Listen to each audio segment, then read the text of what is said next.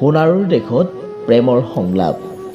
ঐ শুনাচোন, আহিবাচোন আৰু এবাৰ সেই সোণাৰুফুলীয়া দেশলৈ প্ৰাণ খুলি কথা পাতিম। হৃদয়ৰ নিভাঁজ মৰমবোৰ উজাৰ দিম, গোপনে গোপনে পৃষ্ঠা ফুৰাই লিখি থোৱা প্ৰেমৰ সংলাপবোৰ কৈ যাম।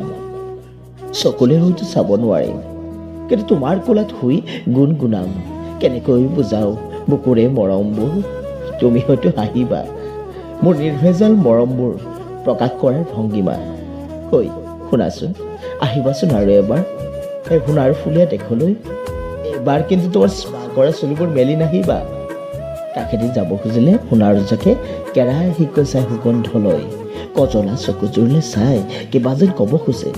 ডালিমগুটীয়া মিঠা হাঁহিবোৰ দূৰৰ পৰা চাই কিবা প্ৰকাশ কৰিব বিচাৰে, লাজো কৰে, কিন্তু ৰৈ ৰৈ চাই থাকে তোমাৰ হাঁহিবোৰলৈ।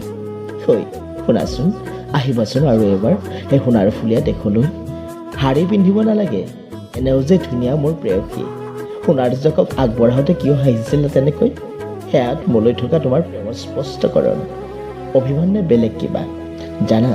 দুষ্ট সোণাৰুজুকে যেতিয়া ঘনে ঘনে চাই আছিল শাৰীৰ ভাঁজবোৰ, মোৰ যেন কিবা ভাল নালাগিছিল। সোণাৰুৰ দুষ্ট চাৱনিবোৰ, কিয়নো প্ৰেমিকা মোৰহে আছিল।